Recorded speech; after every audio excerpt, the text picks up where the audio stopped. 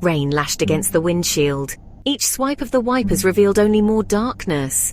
Sarah gripped the steering wheel, her knuckles white. She just wanted to be home. The old country road stretched endlessly before her, illuminated only by the car's headlights. A shiver ran down her spine, unrelated to the cold. She shouldn't have taken this shortcut. Not tonight, not alone. Each rustle of leaves outside sounded like footsteps. Every gnarled tree branch looming in the headlights resembled a grasping hand. Sarah chided herself for her jumpiness, but fear had a way of tightening its grip in the dark. She turned up the radio, desperate for any sound other than the relentless rain and the drumming of her own heart. A static-filled voice broke through, barely audible. Sarah was truly alone. Headlights flashed on a lone figure ahead. A man, tall and thin, his silhouette blurred by the downpour. He held up a hand, thumb extended in the universal sign of a hitchhiker. Sarah hesitated. Her parents had drilled into her the dangers of picking up strangers, especially at night. But something about the man's solitary figure, the vulnerability of his stance against the storm, tugged at her. She pulled over, the engine sputtering in the silence that followed. The man approached cautiously, his face obscured by a rain-soaked hat. He had kind eyes, she noticed as he peered through the window.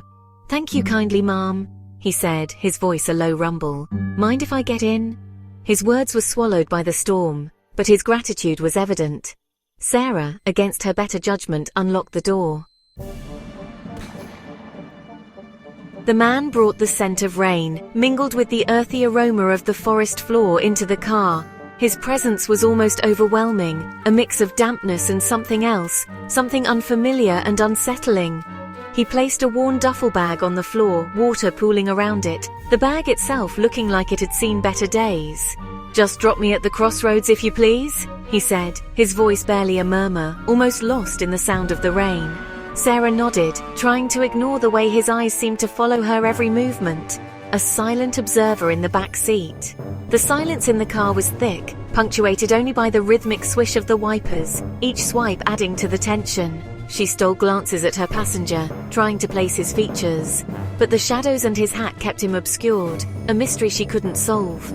He spoke little, answering her attempts at conversation with monosyllabic replies, each one more curt than the last. His gaze remained fixed on the road ahead, but Sarah couldn't shake the feeling of being watched, a chill running down her spine. Her initial pity for the man was slowly replaced by a creeping unease, a sense of dread she couldn't quite explain. The crossroads were only a few miles away, she reminded herself, trying to calm her racing heart. A few more minutes and she'd be rid of this unsettling presence, she thought, gripping the steering wheel tighter. But those minutes stretched on, each one feeling longer than the last, the tension in the car growing with every passing second. Her passenger shifted in his seat, and Sarah's heart leaped into her throat. "Strange weather," he finally said, his voice raspy, as if he hadn't spoken in days. "They say strange things happen in weather like this."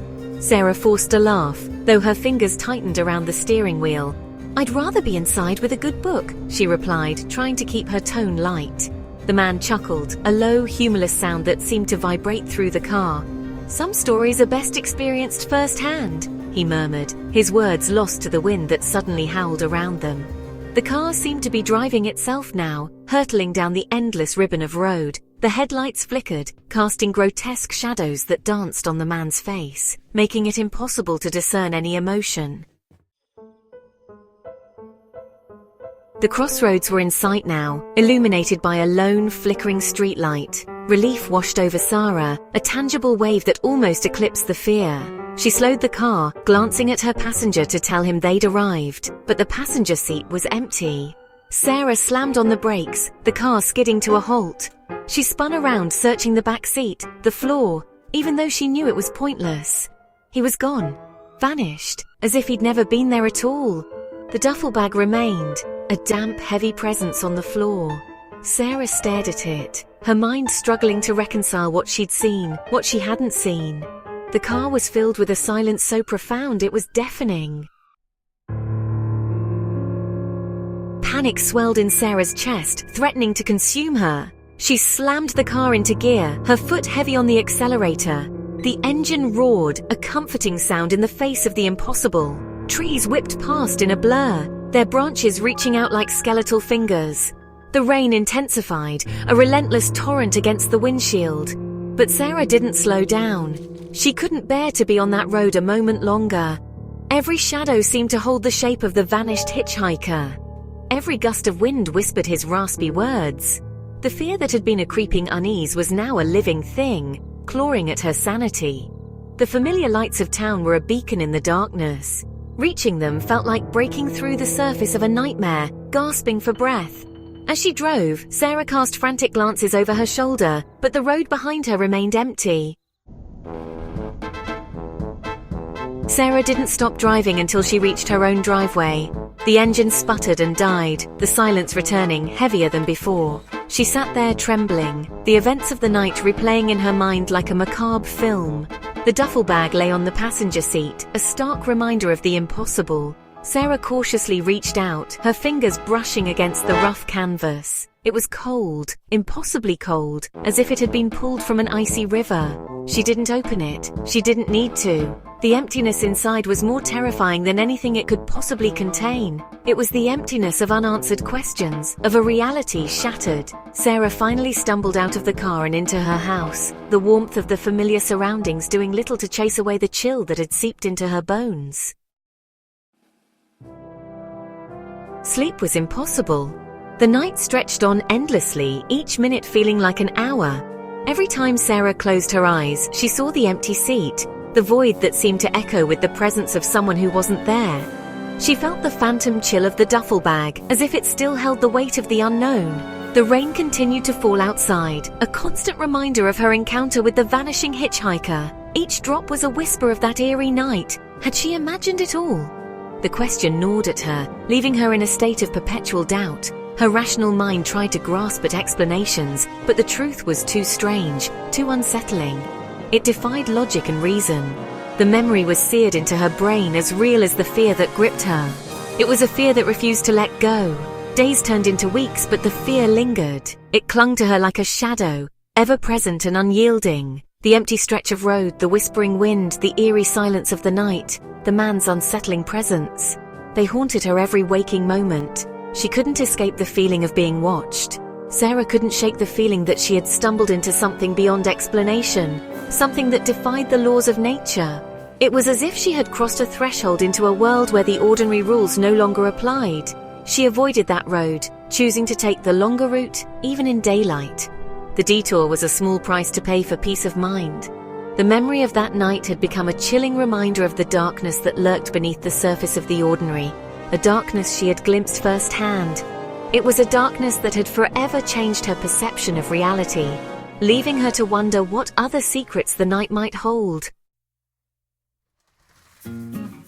Years later, the memory still had the power to send chills down Sarah's spine.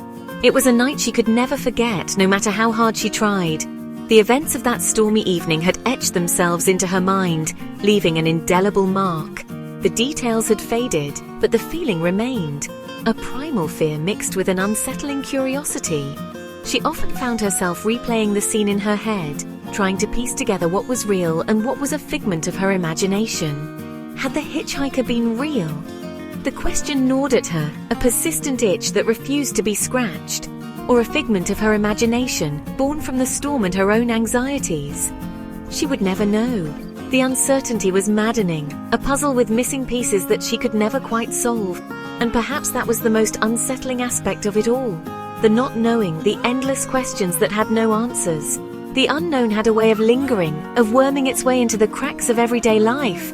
A constant reminder that there were things in the world that defied explanation. It was a shadow that followed her, a whisper in the dark corners of her mind. Sometimes late at night, when the wind howled and the rain lashed against the windows, Sarah would think about the vanishing hitchhiker. The memory would resurface, unbidden, bringing with it a chill that seeped into her bones.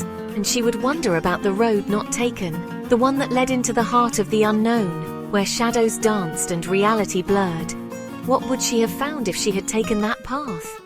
The thought both terrified and intrigued her, but she never spoke of it. The memory was hers alone, a secret she kept locked away. Some stories she had learned were best kept buried, like secrets whispered in the dark. They were safer that way, hidden from the light, where they could do no harm.